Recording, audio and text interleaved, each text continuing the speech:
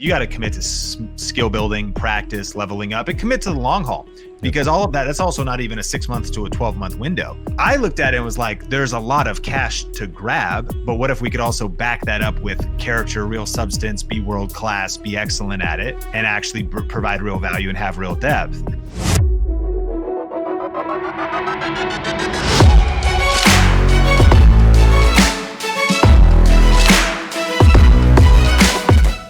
Welcome back to the Light It Up podcast. If you are new to this channel and you want to know everything about making money in real estate, selling, sales skills, building your business, or investing, then subscribe below and tap the bell for notifications so you can be the first to know what makes our great guests so successful. Let's talk about adding leverage. So we've been getting a lot of calls of people asking us how we've hired virtual assistants to scale and leverage our business. So we've opened up our playbook to all of you. If you're looking to add leverage in your business, whether it's administrative support, ISA, outbound callers, go to addleverage.com and they'll be there to help you staffing your team. All right, guys, we are absolutely thrilled to have with us a remarkable guest today. He's a true YouTube maestro, redefining both lives and businesses. Not only is he the CEO of the dynamic multi-billion-dollar business Think Media and the visionary co-founder of Video Influencers, but he's also the accomplished author of the best-selling book, YouTube Masterclass. Forbes recognizes him as one of the most watched YouTube channels that will change your business. We are very excited to talk about his journey from being a small Seattle kid into building a multi-billion-dollar business. Sean, thanks so much for being here. I'm ready to light it up and I'm fired up. Are you saying billion-dollar business? It did say multi-million-dollar business. Okay, all right, cool. I say. I'm like, yeah, let's speak it out. Let's leave it for the future. It said multi-billion. It's yeah. We have a multi-million-dollar business and approaching maybe 8 figures soon per year, and but billion is a ways off. That would be a large accomplishment, and yeah, obviously somebody who wrote this intro for you wanted to build you up even more. But we're thrilled to have you here, man. Thank you so much for spending some time with us today. Thanks so much for having me. Grateful. Thanks, sweet. Man. All right, cool. So we usually like to start with our lightning round, where we're going to hit you with some questions just to get to know you a little bit better and icebreaker type questions. So let's jump into it. Hit him. I'm ready.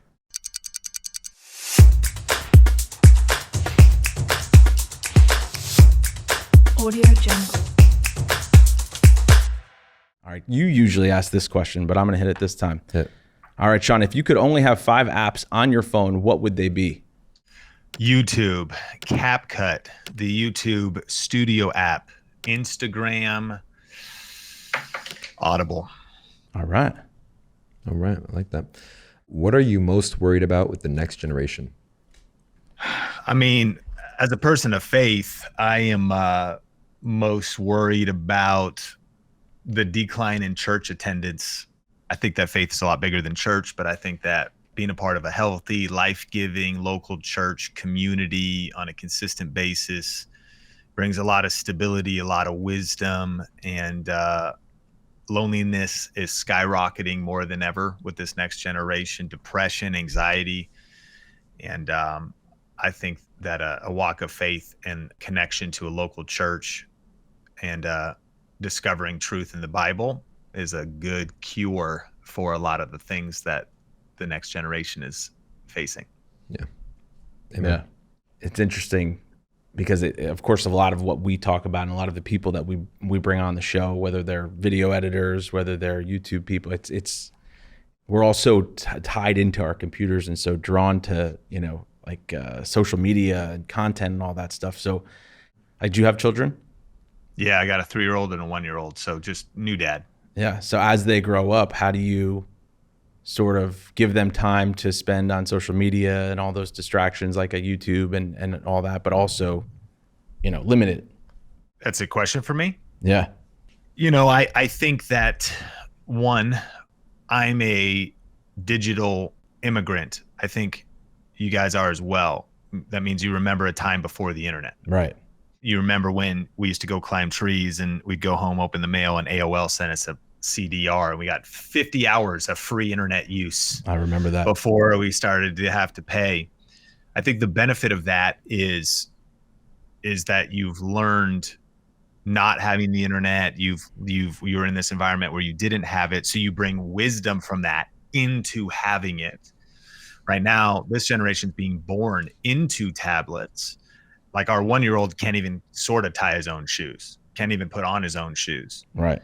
But the meme is the guy from the Matrix with 6 computer monitors and the thing. He says, my kid can't even put on his own shoes, but put him in front of a phone or a tablet, and all of a sudden he's, so like he could play like PS5 already. So there's like an intuition, of course, the next generation. For me, I'm kind of a both and person. I'm not a run from it, curse it, don't use it, but I am aware that it's causing spinal problems. I mean, people's necks and like shoulders and whole bodies are being like completely deformed because of the use of constant looking down and phone and tablet and all this kind of stuff. And so as a father, I think that if you don't embrace technology and phone, and I'm not opposed to my son, watches YouTube Kids app and things like that, not opposed to any of that. I think it's the intentionality to build in. My one of my physical therapists, physio, kind of personal trainer, was just saying, with the amount I work in front of a computer, I just have to be that much more intentional to be in the gym and be lifting. Sure. So it's like, if this is going to be a thing, then you need that. So if we are going to do phones, we need better disciplines, routines, and habits to disconnect from those phones. If we are going to be on social media, we need anchor. And back to even that faith thing, a lot of young generation girls, they said, would post a picture, and if it doesn't get enough likes, they delete it, like a big thing. And all this identity and self-worth is being tied into social media. So I feel blessed that, of course, I struggle like anybody maybe of comparison and different things that can happen. When you're a digital immigrant, you're like, who even cares about social media? Like, it's my main job and I love it, but I'm like, it doesn't even, this stuff doesn't even exist. Like my identity is anchored in other things. Yeah. Most of all my identity in God. Well, then from that place, I can use social in a healthy, productive, in a way for growth and contribution, wealth building, all these other things. Yeah. So it's a both and. I think it's you cannot be passive. You got to be intentional. And I think there is something about countering with the opposite. Like, if we're going to be kind of old school, I suppose, like if you were playing video games, you need to go play outside a little bit. Yeah. Like some adults could learn that. It could be like, dog, you need to go outside, bro. And if you're gonna, you can't eat sugar and cake and processed food and stuff. Probably should avoid most of it anyways, but you can't eat that constantly. But if you eat it at one party because it's someone's birthday, that's not going to be a big deal. It's a big deal when it's a lifestyle. So I think it's about education, wisdom, and kind of navigating those waters. Yeah. Good. All right. I got one more for you here. Who had the most influence on you growing up? Man, the most influence on me growing up might have been one of my teachers, Bob Ruhlman, my history teacher. Interestingly enough, he might be able to roll through on a trip from Arizona back to Washington. My 40th birthday is going to be in Vegas. I invited him. So it's kind of cool to see that. I was able to just text him like how much of an impact he had on my life. And I think why that was so profound was I eventually got expelled from Christian high school. So that's cool for crazy stuff. And I was having a tough time in my teens, a lot of maybe stuff from my parents' divorce or just different issues, not even blaming anybody else, just my own stuff, but your average teenage angst and teenage rebellion. And while all of that was true, I think that sometimes people fight fire with fire, and they just kind of maybe yell or condemn, or they're angry, or they just don't know. And it's just like, stop that.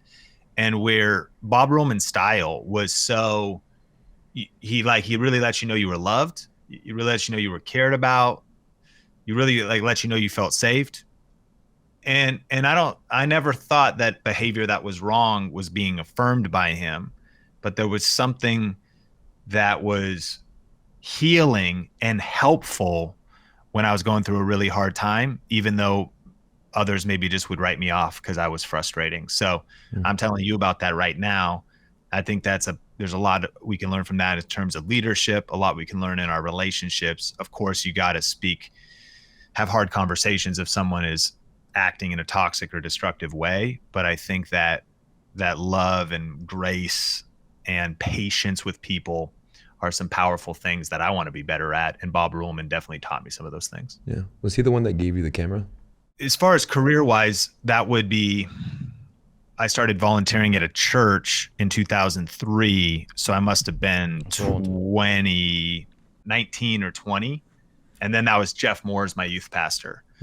He would be exponentially more influential. In fact, he would hold it over my head today that I owe everything to him. No, he never says that, but I've been doing video for 20 years, YouTube for 16. Jeff Moore's handed me a video camera and Adobe Premiere when I started volunteering for our local church with like 16 kids in the youth ministry. So I'm making weekly video announcements, not because things are popping, the videos are not good, nothing's, but the opportunity to start developing a skill and getting experience, I stuck with it since then. And here we are today, you know, multi-million-dollar company and all this other stuff. Yeah. All because I think there's some powerful lessons there too. I know Robert Kiyosaki and Rich Dad Poor Dad talks about the power of like an internship. Yeah. Power of like, and that's what I was. I just started interning. And so in the process of that internship, and it wasn't just video, it was like video, marketing, event promotion, leadership, team building, like being a part of a local growing youth ministry, and then also getting exposed to hopefully other good leaders, leadership, management, productivity, time management, all happened from actually getting into kinesthetic learning as opposed to just classroom learning. Huge mistake in our education system, right? Is only a small percentage of people are auditory learners. Others can learn from a book. Everyone's a kinesthetic learner. And almost no education is kinesthetic. Like, let's get in the actual trenches. Let's do it. It's one thing to study like event marketing. It was a whole nother thing when we would promote this event called 8th Street, because the church was on 8th Street, where we had like DJ and skate ramps set up and all this other stuff. And I'm doing the Photoshop of like the touch cards that we would hand out on the streets. And I'll never forget, obviously, they should have put better checks and balances around me, but I ordered this, you know, it was only like a couple $100, but we were broke as a small church, $800 or something worth of touch cards, you know, promotion cards from like Vista Print online or something. And it was Igith Street, not 8th Street, because I don't know how to spell. And I'll like, and I'll never, like that mistake, that failure, then, you know, and they're like, our budget's already so tight, and and I was like, why'd you let the guy who you knew he couldn't even spell? Like, there was no like the card looked sick. I mean, I spelled 8th wrong, but like, you know, 8th Street. But we were like really doing stuff, like a real event, and like a couple hundred people would show up. And what can we learn about the next one? And what about building systems and getting the marketing materials? And this is before, that was like kind of before social. And then that's when we started YouTube in 2007 and started doing Twitter and started. And so, and that was for the church too? That was all. Yeah. I was volunteering for that church from 2003 up until we moved to Vegas eventually in 2011. And I started a video production business a couple years before that. But from 2003 to 2009, essentially making videos for the church, Twitter for the church, YouTube channel for the church. Yeah. Those were your 10,000 hours. Oh yeah. And yeah, interviewing people, miking people up, learning storytelling, all that kind of stuff. Does your church have a YouTube channel? They do. They do, but they do a lot of live. Yeah, they do. They do. Really? A lot of churches now have it. Yeah. Because especially COVID necessitates some other creation. So when people couldn't go to churches, they had to do that. That's true. So that was there. I have to say this for people who do not know how YouTube works, it is, for us, was one of the hardest things to understand because we're only in this game for a year. Well, you say it like we've figured it out now. We have not yet figured it out. Yeah. But it's one of the hardest things to understand for us. And it's so admirable when you see somebody who's done it at a big level like you. Can you walk us through from like 2007 what intention you had and how it built out for those first couple of years for you? So since 2007, how I started to build out YouTube. Yeah. How was the experience for you? So I think the hard part about YouTube is that you essentially need to learn how to become a media company. Mm-hmm. And in doing so, the functional parts of YouTube that all carry some level of weight, kind of from a 30,000 foot view out all the way down into the granular aspects of your video, are the coming up with topics and ideas in and of themselves. The sheer nature that long form content is where the opportunity is. There's short form, vertical, all the platforms, but those who dominate, the kings of long form are the kings overall. Like the long form are going to be the queens overall. Like long form, real audience building. The CMO of HubSpot said that YouTube subscribers are the most valuable subscribers on the internet. People that are paying attention to long form content, it's where relationships, know, like, and trust, a lot is powerful there. So the actual ideation, coming up with video ideas, how to write great titles, you need that skill in social media in general, but that's like how to write headlines. That's a copywriting skill, graphic design or design in and of itself. And really not even just graphic design, but like marketing design of thumbnails and human psychology and how titles and thumbnails can work together. And then the crafting of a video itself. So it's whether it's communication, how are you speaking, charisma, articulation. Like, I know someone's listening to this, they're like, well, F that. Like, why would I want to do YouTube? It's like, it's too, the skill gap. It's too complex. The good news is you can start before you're ready. You can start simple, but these are the skills that you are going to want to be building: video editing, pacing, and rhythm of content. There's a reason why some public speakers that we find humorous or fun to listen to are powerful, because they understand not just like saying a message, but they understand timing and tempo and cadence. They use volume to their advantage, whether that's speaking loud and clear and then bringing things down to a whisper as you lean in with the audience and as they tell that story and as it begins to connect with you. So all of these different elements ultimately can come together for YouTube, then thinking about the algorithm and viewer retention, and then learning analytics and studying it. So I don't know if I just made a list of like discouraging the 76 distinctions, but YouTube mastery. Now, fortune favors the bold and fortune favors those who are willing to put in the work. I mean, Thomas Edison, the famous quote, opportunity is missed by most people because it's dressed in overalls and it looks like work. The extra mile is never crowded. And so YouTube, a lot of entrepreneurs, real estate agents, people struggle to embrace YouTube for that reason. Where am I going to find the time to learn that? Where am I going to find the team to maybe staff around that? You get paid in proportion to the size of the problems that you're willing to solve. So people like yourselves, people that invest in media, people that figure it out, people that get uncomfortable, end up with more leads and more clients and more sales and the bigger brand and are anti-fragile. And when the market slows down and when there's a contraction and when the transactions are low and when things are hard, there's always somebody that's still prospering, still crushing. And it's because the extra mile is never crowded. So I don't know if that's helpful, but you saying YouTube is hard? Yeah, for sure.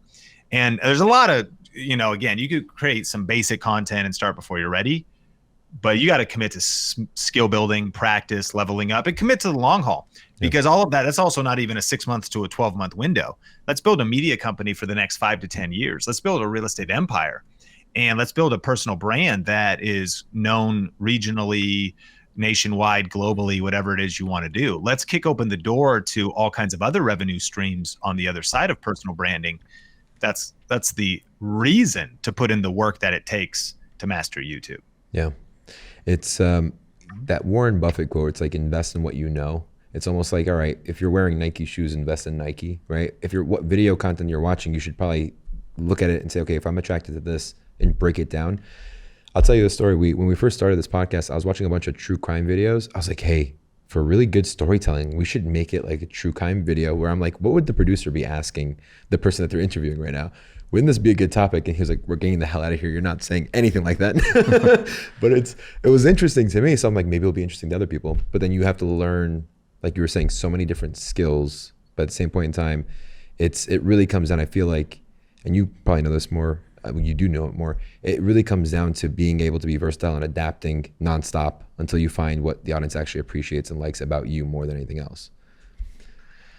Yeah, true in business in general too. Willingness to adapt or die. Yeah. And yeah, continuing to pivot and tweak and look at the data and to dial in the secret formula and the secret recipe. And then usually, well, I heard in the book Positioning, famous marketing book, they say successful companies rarely change a winning formula. That's usually like about a product, about a car, about like, do you need to change the formula of NyQuil? Yeah. Like, no, I'm just going to the store to buy NyQuil exactly as it is. So if you did mess with it, people are like, what'd you do? I know exactly what it is. So a little bit different in content because it does change more. And I think you have to continue to innovate. However, to your point, on the other side of work is finding that winning formula. I think Hot Ones is a cool show. They found a formula. They found a really unique way to interview celebrity guests that's entirely different and funny, and they're eating hot wings and they're reacting to the ascending spice levels. So a lot of how can I come up with a creative and an original idea? Get to work and just do the basics, do what you do good enough for today. Excellence is doing the best you have with what you have right now. So just do your best with what you have today. And then you might be struck by the lightning of inspiration because you're already moving and you're getting data sets that are like feedback loops and you're paying attention to those. So you're crafting your thing. You cannot steer a parked car. So when you start before you're ready and you start before you have all the answers and you get the show going, you start building the team and systems, then somebody will go, oh man, you got lucky. And you're like, well, I guess, but luck is when preparation and hard work and patience meet. So actually I've been doing this podcast for 1, 2, 3 years, and I've been learning and I've been going to events and I've been reading books and I've been sharpening the saw and leveling up and then I met one person and all of a sudden we struck gold. Well, yeah, but we struck gold at that exact moment because of the 3 years of preparation, hard work, and patience. What were some of the monumental growth spurts you and your media company had along the way? Like real aha moments where you said, wow, like things just like the light bulb went on. The first biggest aha is the foundation of our signature online course called Video Ranking Academy. And it was the aha moment that YouTube is a search engine. And if you make evergreen videos, what is evergreen? I was born in Seattle. There's what we have evergreen trees, and that's trees. Seattle has 4 seasons. So summer, spring, winter, fall. Evergreen trees are always green. They don't lose their needles oftentimes like pine trees. They just are green year round in all weather conditions. So evergreen content is videos that are relevant for months and years to come. It's the opposite of other good content, which is maybe viral trending content, which is like, oh my gosh, I jumped on a hot trend and had a really good week, but 2 weeks later, that content is no longer being watched. YouTube's also different than all the other platforms. This was the first aha moment. YouTube is all the other platforms are content feeds. You have a TikTok feed, an Instagram feed, a Facebook feed. YouTube is a content library. You'll notice when you consume YouTube that even on your homepage, YouTube will recommend videos that are 6 months, 2 years, 3 years old. As someone commits to producing content, they start building a portfolio, and some of your videos will radically outperform others. And you'll be like, yeah, there's just one video. That one's like that video single-handedly grew my channel 10,000 subscribers, 50,000 subscribers, simply by committing to the game. And you might just get lucky doing that. But if you start to try to architect it, I realized, okay, so YouTube is not a feed like these other channels. It's a library. Like when the student is ready, the teacher appears.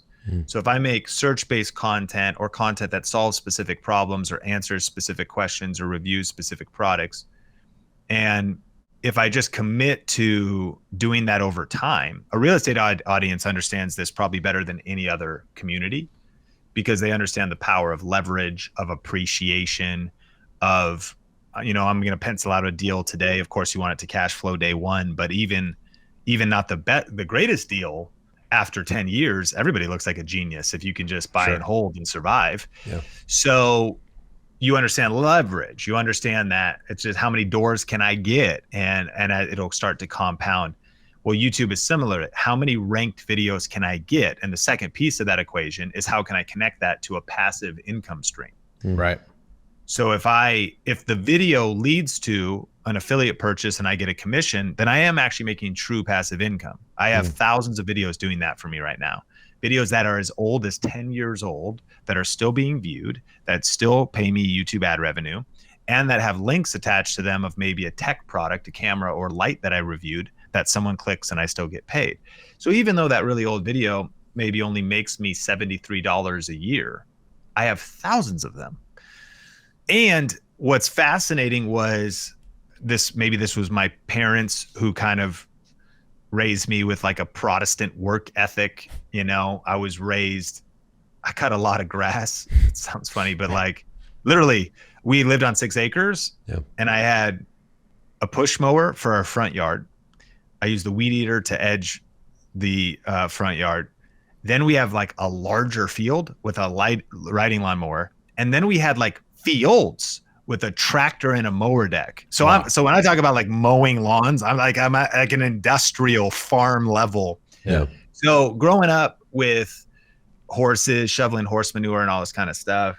And also growing up middle class for sure, but not like ultra wealthy or anything, compared to the world. But like when my mom married my stepdad, tons of debt, like really tough couple of years that from a business before and from his divorce and some different stuff that was happening. So the punchline was I didn't have much, always had enough, but like didn't really have anything kind of given to me, had this work ethic. So I was willing to make videos that only produced $2, $5, $10, as opposed to looking for some get rich quick or big payday. And because of that surgical, it was like death by 1,000 cuts. I was like, dude, if I just do this like enough times, if I do this a couple thousand times, I'm gonna have like thousands of dollars of passive income coming in. Yeah. So I just built that and be like, well, that sounds like a lot of work. It'd be like, yeah, it was dressed in overalls, quite literally. Like I had to put on. And so, but look at, look at me now, dog. Like, I mean, it's like, would you be? So on the other, I saw that. And then once I saw the equation, I was like, all I got to do is like the math, because that's the other thing too. It's not like every video even works. So if I'm like, well, only 3 out of 10 videos even like rank and really produce, I'll still do it. Dude, I waited tables at Red Robin for 10 years, like, cleaning up half-eaten burgers and stuff. And I was the host and I was the expo and I was, busboy as well as a waiter. I'm like, dog, I'm just sitting home making videos and stacking up passive income cumulatively. So anyways, that's a long story too. Just say YouTube is a search engine, evergreen content, and the compound effect of brand building. No other platform offers you it in that way. And that light bulb moment and my certainty of it, and now we've taught thousands of people to do this, it just seemed like the best bet. I was just looking, and here's one of my favorite words, that it's a true entrepreneur word, leverage. Yeah. That's what got me excited. It's like I could actually go make more money when I was waiting tables at Red Robin. If I did a double shift on Saturday and started at 11, I usually would just like sneak some fries and a burger in the back and never clock out. My manager didn't like that, but it allowed me to just like burn all the way from like 11 to 12 midnight. Like I probably have like heart damage from how many Wireds and like rock stars, and energy drink culture was like so fierce at my like restaurant. And I would a lot of times, who even cared about the hourly, but I'd stack that up and I'd walk away with like $200 cash tips on from a place that, because you could do a little over 1,000 in sales, 20% tips. You had to pay everybody else out. So if you got tipped over 20% because you're a good server. So I can make a lot more money. Walk away with 200, go clock in, walk away $200. I just was on a podcast with somebody that said employee mentality is trading time for money. It's exact mentality. Entrepreneur mentality is actually trading time in the early stages for no money. Right. A lot of time. Right. In the middle stages, trading your time for only some money. But then in the later stages, now getting insane amounts of money for almost no time, because you built a real business, you built real scale, or EXP, you built real scale. You have actual, scalable factors to what you can do that gives you leverage. And so YouTube for me was leverage. That's the big aha moment. And that's why I think investing in YouTube is one of the smartest investments you can make in your business. Yeah. How long were you invested in YouTube, to use your words, before you realized there was the residual and the leverage? Like I'm sure at the beginning you were just creating the content because you enjoyed it and because you did it for the church. But how long were you doing it where you were like, wait a second, like was that a 6-month span, or was that like 2 or 3 years? There's a multi-year span. So I mean, I started the channel for the church in 2007. eventually that church changed names and stuff. So that channel just kind of died out. I started a channel for my video production business in 2009 called Clear Vision Media. It was not an actual YouTube channel. It was a portfolio of videos. What's the difference? Well, I just mean it had like no value except for like, hey, client, here's some work. And it actually led to some business because I used search. Like I did like Bellingham, Washington wedding video, which led to business because YouTube's a search engine because people was like, oh, good, he's good at making wedding videos. Could you do my wedding video? So that's interesting just as like, and for real estate, there's those opportunities too. Like you just get to like local town, small town, city-based search terms. Like there's some real value to that. It's never none of that stuff's viral, but it's specific. And so that you know, you would call that SEO, video SEO. So my biggest mistake that I made though in my career probably overall, and might I add that I think this is actually one of the greatest flaws all professionals are probably suffering from at this moment, and that is a lack of focus and distraction. I think if you try and chase two rabbits, you end up catching neither. I think 99% of entrepreneurs are trying to do too many things. I think they're trying to chase too many shiny objects. They're trying to chase too many tactics. They're trying to do too many things. And what can also happen with some of these income streams is it's quote is something like, dollars were falling out of your pocket when you bent over just to pick up pennies. Right. You're chasing pennies when there's other opportunities over in other places.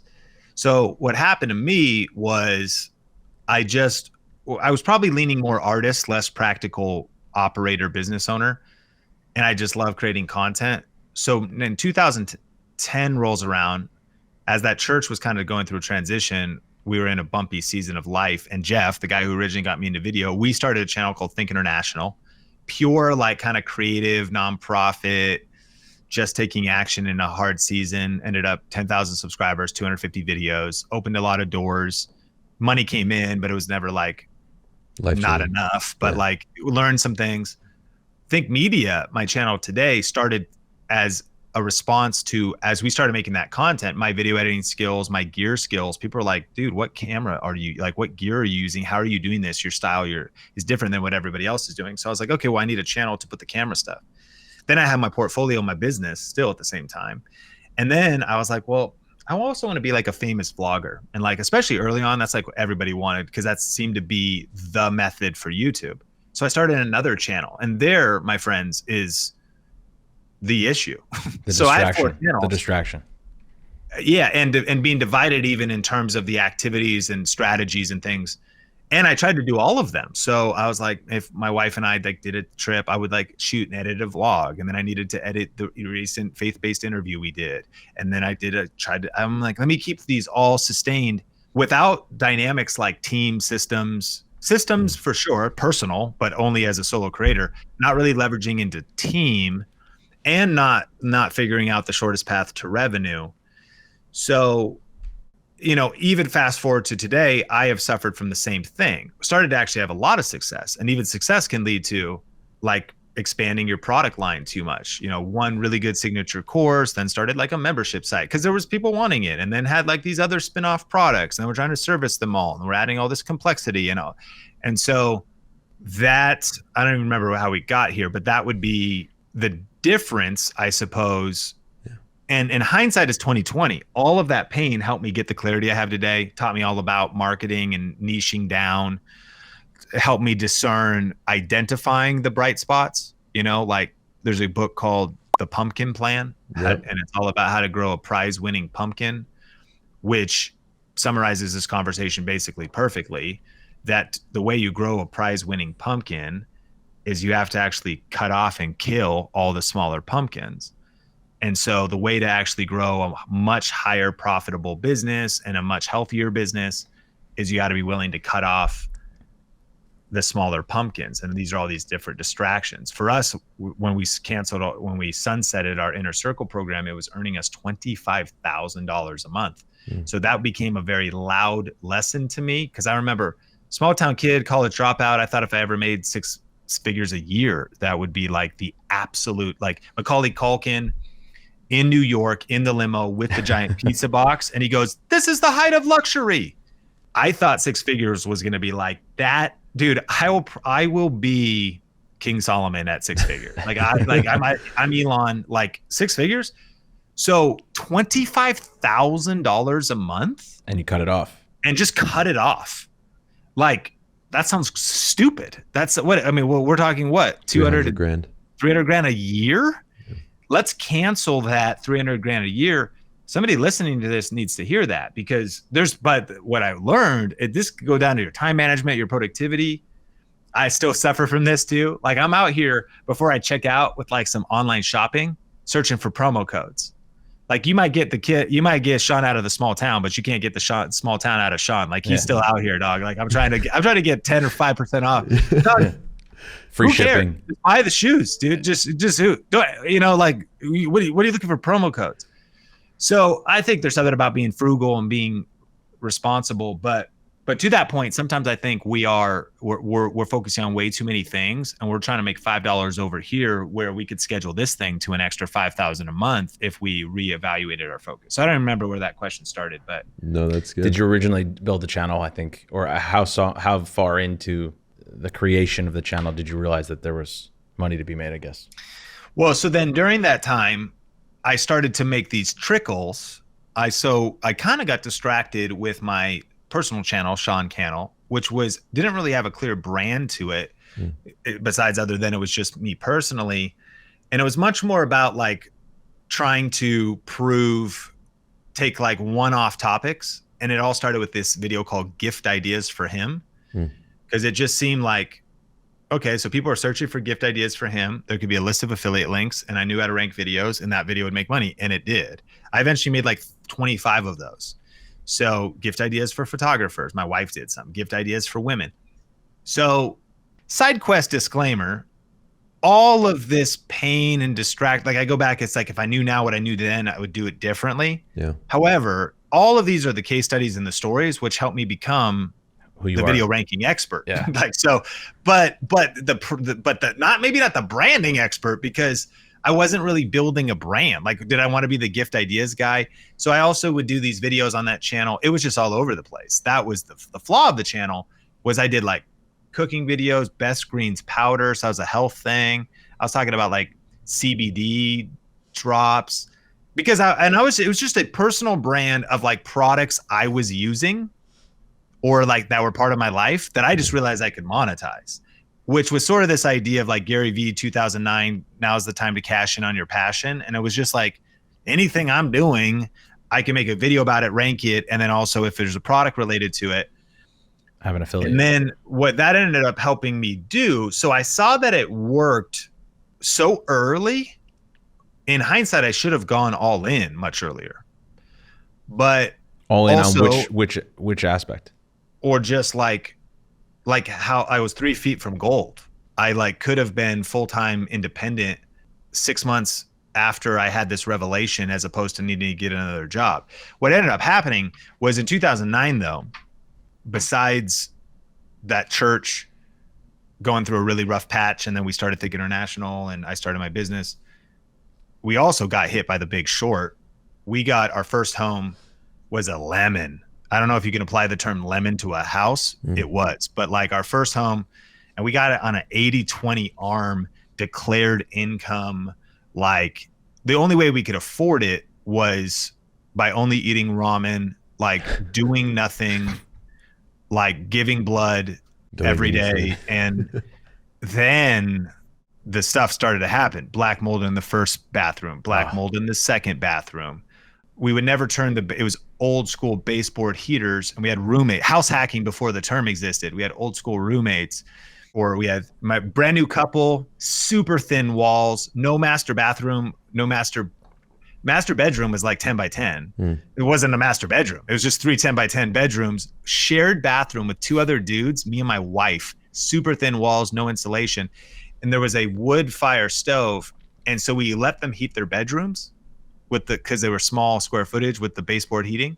Yeah. But we said, if you actually want to like be in the house without a snowboard jacket on in winter in Washington, you need to build a fire, or else be cold, doc. Sorry, Michael. Sorry, Jesse. Wow. Because we can't afford If the electrical bill fluctuates by a couple $100, we're done for. Yeah. So we're eating ramen.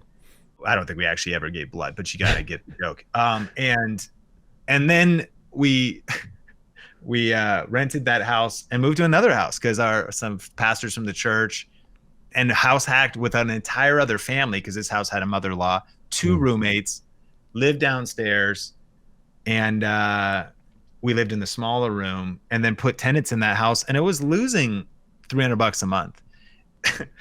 And your listeners are very intelligent, and they understand that's actually not how you do real estate right. At negative cash flow properties, do you call those alligators or something? Yeah.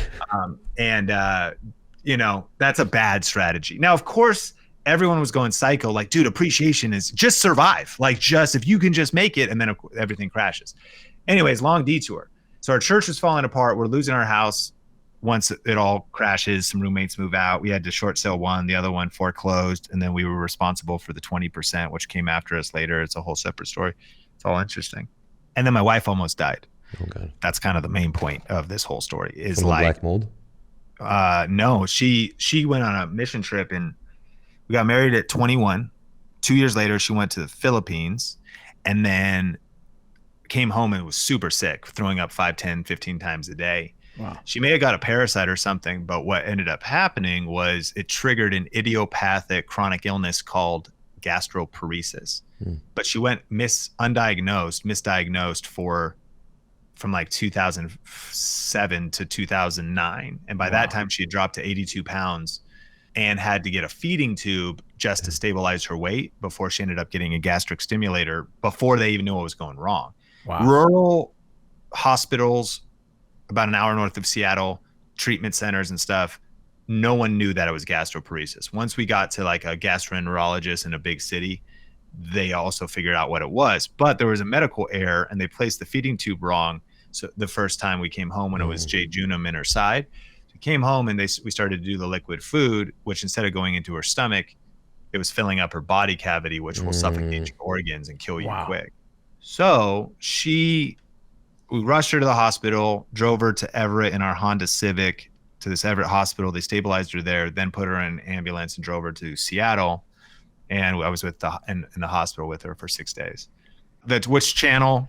Figuring it out. Oh, the answer to the channel was my decision-making framework at the time. It was actually in the hospital room that I was like, I need to figure out. It was kind of I was like, God, why is this happening? I'm like praying, I'm worried. But I was also like, I got to step up. I got to man up. I got to fight for my family. She was actually the bigger breadwinner before she got so weak that she couldn't work. Starbucks, nanny, and waiting tables at like a higher end restaurant in Mukilteo. And then YouTube was like not really bringing anything in. My side business, waiting tables at Red Robin. So I felt once I started to see this opportunity of like, okay, affiliate marketing, YouTube, I realized I had the video skills. I saw the gap in the market. Of course, things would have been different if I could have like slept on my friend's couch, but I had a dependent. And of course, and as I was like, man, I got to man up. I got to take care of my wife. So a door opened to actually become director of community. This is what moved us to Las Vegas, to become a director of communications at a church in Vegas with like a TV show, pretty big video production, working on the pastor's personal brand, doing all the above. But that was a long road away from saying, in hindsight, if I knew what I knew then and how 3 feet from gold I was, I could have started everything I'm doing now immediately. Yeah. I didn't see that though. So I got the full-time job, got the salary, got the health benefits, which also, got you back on your feet. Yeah. Take care of my wife, make sure we're solid, and then use my extra time to build the side hustle. The problem was trying to tie all these narratives together is I was doing so many things with my side hustle time, and my side hustle time was so limited. I was also delaying the side hustle stuff working because of also chasing 4 rabbits in a very limited amount of side hustle hours. Yeah. So I guess what I look back, it started to work immediately in the sense of I started to make like an extra $100, an extra $200 a month. A couple years later, by 2015, around, especially around the holidays. That's why I would do the gift ideas thing, was like online shopping, Black Friday, because I was just like, oh, you just tap into this trend. You tap into like these holiday shopping. I'm bringing in our family an extra $1,000 while I'm working full time at a church. The year before I went all into my business, I made an extra $50K. Our salary was about 70 or 80 living in Irvine, which was way below cost of living. But by that time, that was also freelance clients on the side, but getting pretty good at affiliate marketing, ranking videos and the compound effect. Here's the big takeaway. There's the book, famous Keller Williams guy, right? The One Thing is like, now I realized that video, my channel Think Media, which is our main company and our only company right now, Think Media, me being the camera guy, best camera for YouTube, tech being the most lucrative thing. Like if I could step away and take an assessment of where's my superpower, where's my strength, where's the strongest brand, where's the biggest financial opportunity, where's my biggest impact opportunity, and then I had the discipline to stop doing the other things, that I could see all that now, but I didn't see it then. And so as our company gets bigger, I'm actually trying to get simpler. Yeah. As like our company gets bigger, I'm trying to actually go simple. I think that's where the wisdom is. True. I think I heard Layla Hermosi say that. She said, you'll probably make more money by doing less. Yeah. Yeah. You could almost see it. You're approaching 40, you said, and in the conversation, you could see the reflection. And it's like a 20-year journey for you. So it's almost like a midlife kind of review that you're doing, and you can see it's in your mind. But when you're younger and you're building the business, it's like, I need to have all these different things just in case the one doesn't work out. But when you're reflecting on it now, what's something that's what stands out to you the most when you're reflecting on the last 20 years for your journey? In what category? It sounds like more life, because it's the life lessons is what got you to where you are right now, even though it's not associated with it. But those struggles is what groomed you to be the kind of person that's able to storytell so well and be able to identify little veins to tap into to do what you're doing. Yeah, I mean, when I reflect on all of that and I see like an alternative universe of like in 2010, even though my wife is like sick, we got medical bills and all this stuff, like if I had the, courage or whatever, to go all in at that moment, when I look back, I still think I wouldn't change it. And I think one of the biggest principles why is the proximity principle and the 10,000 hour rule. Meaning there's a tension between like imposter syndrome and being full of BS in today's world. So sometimes people are like, oh, I kind of have imposter syndrome. And the argument is, no, you're like better than you think you are. You should just like share your voice. Sure. You're ready. You're ready to coach the world. You're ready to train people. You could just start, get on camera. Then there's the other side of like, no, you suck kind of still. Like, and like, or you barely have any depth. Like, yeah, you can do that, but you got about like one video of depth. And where wisdom and you really can't fake it for long. Like if you want to actually build something big and significant, like the taller the skyscraper, the deeper the foundation, the taller the tree, the deeper the roots.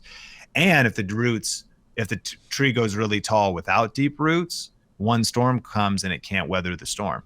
So when I think about all of that I went through in a reflection mode, intentionally what I wanted to do was I wanted to be able to learn skills for my desire. I had a clear vision of my future. I knew generally that I was like, I want to be a teacher, basically like teacher, speaker, author. I want to be, I like the personal development industry, but I hope the proper perspective to also say, I see people out here giving business advice that have never ran a business. Yeah. So then I set out on the hero's journey of saying, okay, so let me learn some skills. So it's like, it was for sure identifying, man, this like social media, like let's say YouTube education or online education niche. Wow, it could be really like, wow, we could make a lot of money selling courses. Like you could see that. I think a lot of people that maybe just come and go, trick a few people or like don't build anything substantial is because that's as deep as they go. It's right. Like it's a cash grab.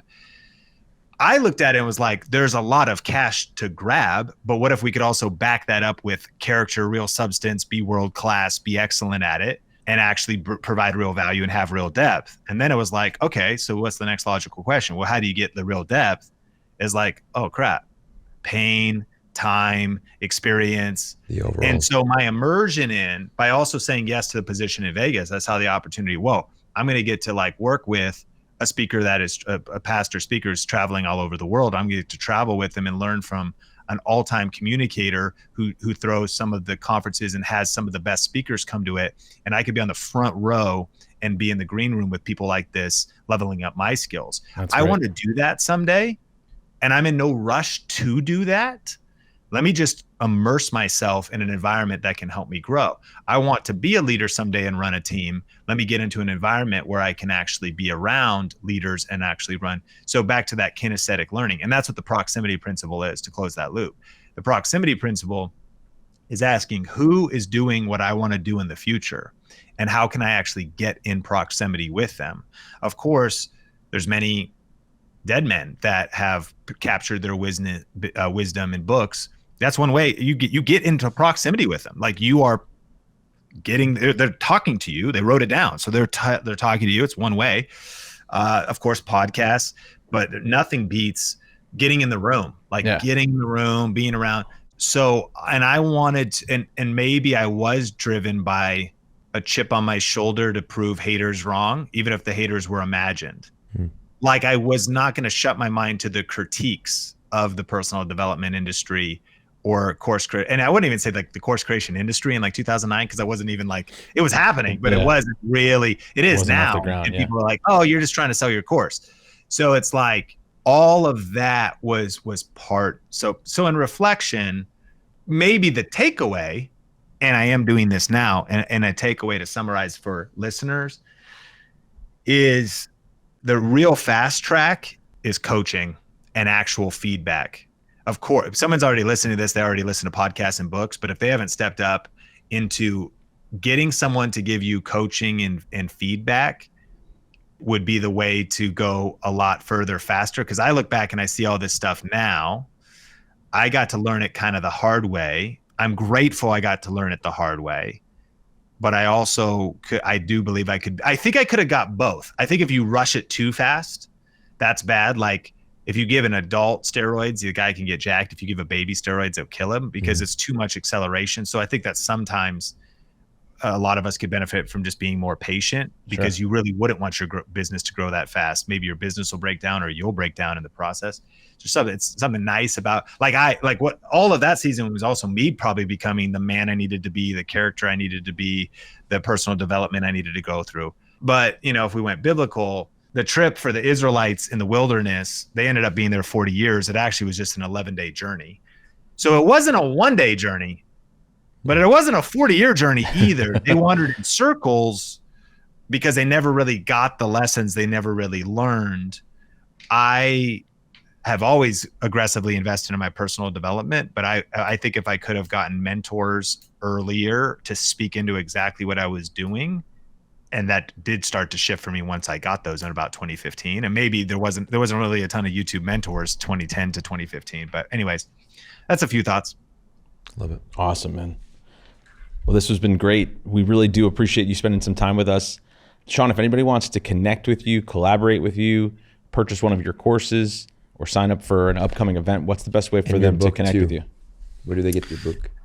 Well, first of all, thank you so much for having me on Light It Up. Really grateful for y'all. And Sean Cannell Rhymes with YouTube channel on all social media platforms. If people have any questions or want to connect, Think Media is the channel, which is a team brand now, kind of more of a media brand than a personal brand, multiple creators. YouTube Secrets is on Amazon, 2nd edition. So the audiobook's a great listen. We just re-recorded it in a nice studio. And it is very currently up to the book is 4 years old, but we just rewrote it in like the last less than a year. So it's all current with current information. 2nd edition's out, either Amazon or Audible. And then, if people want to check out, we have a free class that's essentially like a preview of our paid class. So that's a no-brainer, thinkmasterclass.com. And then if people just want to skip the line and go straight to the course, joinvra.com is the URL. And, might I add that I love the real estate niche. I think I was speaking at an event in Vegas, and I had 3 of our students come up to me and they go, Sean, we're your Video Ranking Academy students, and it's been crazy. I had 3 transactions in this last month just from my small YouTube channel. Wow. So what I think is so cool about what we teach is I was doing gift ideas for him, as we were talking about, to get 4% on like a $10 belt for a guy. Like, I think real estate marketing, because I know affiliate marketing or real estate agents, like, is high ticket affiliate marketing, Sure. 3% on $1 million home, you just got $30,000. Mine's 10 times my yearly income when I was promoting gadgets on Amazon that are $20 each. Yeah. So you guys, of course, already understand this. You don't need that many transactions to make a significant, and so you don't need a huge channel. You don't need a lot of viewers necessarily. You need the right viewers. And so anyways, joinvra.com. You just need a few more, loans, a few more, and especially when nobody else is doing it. I know, can I tell one really quick story? Please. Of course. So we met somebody. We're doing a little bit of dabbling in real estate. We wanted to get our kids around our family. So we got an Airbnb, because we also learned, like, if you materially operate, you can cost seg bonus depreciate, Of course, that asset against our active income of our other business. Yeah. So we're kind of playing Monopoly a little bit up in the Pacific Northwest, mainly because of family first, mainly because of also the write-off aspect is a big deal. Our other company's making so much money. And of course, still looking for deals. But this is Snohomish County. So there's King County in Seattle. Snohomish County is a little bit north. King County, I want to say, is 4 or 6 million people. King County is 2 million people or something. So generally, I mean, I love YouTube, and this for every agent, or somebody that, loan officer, like, you got to understand your consumers. YouTube is a massive platform for agents. People that are moving places are looking for information. They're searching based on city. They're searching based on county. They're searching based, like, they're looking for these different, and they're also looking for market updates and things like that. So I'm like, yes, nationwide, but especially always, but in these days, I'm like, yeah, but what about certain market? Like, what's happening? There's some really good people in Vegas doing it. And I'm sure people listening, some places are maybe very crowded, but here's what's wild. There's 2 million people in Snohomish. How many agents? Thousands, I'm sure, right? And I'll go to like Snohomish County market update, and there is only one guy making any videos. Ironically, his name's Zach McDonald, and we went to high school together. I'm like, dog, let's freaking represent. But here's what's funny is even Zach is kind of lazy out here on these videos. Like, I'm like, the last one's a month ago, dude. A month in, like, the way the market feels for a consumer. And I'm actually want the listener here to realize I'm the consumer.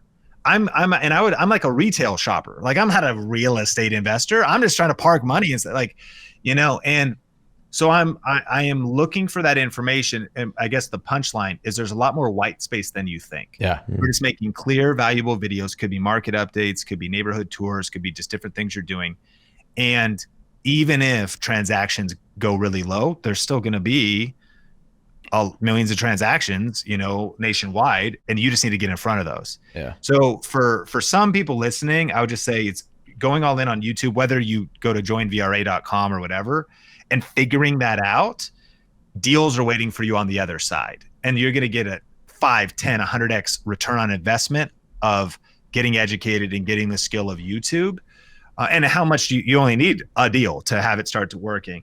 And we could do a podcast in the future about some of our students who they started doing 1 vertical video a day. And I said, hey, what's the ROI? And they're like, for the first couple of months, it wasn't a ton. But then eventually my phone rang, and this was from the investor side. My friend Anton, he's got a form on all of his content that has like 11 boxes. So it's like workwithanton.com. That's not the URL, but something like that. So all the content he blasts leads to that form. And that form says, what are you interested in? Buying a home, selling a home, which he has his thing, and he's got his brokerage and whatever, but he's also doing land deals. So then it's like land deals, parking money, investing money, like passive investing. And he has just like this little form that collects leads.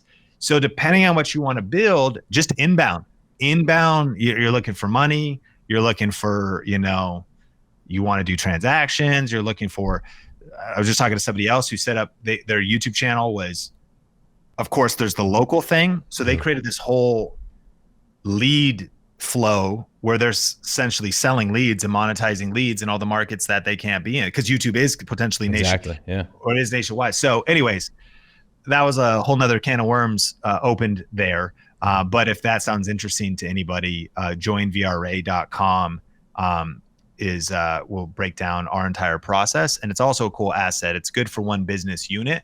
So it also is maybe just the course you want to put your assistant through. Like, because for the busy professional, just get the big idea in like this conversation and then be like, oh yeah, I was already trying to hire a videographer, or I have one, or I already want my assistant to start managing kind of our media and helping me with social media. One of the smartest things you could do is take an asset like an online course like that and use that to train your team, somebody around you, somebody to start doing this stuff and helping you. Awesome. I love that. Awesome, man. Well, thank you so much. This has been great.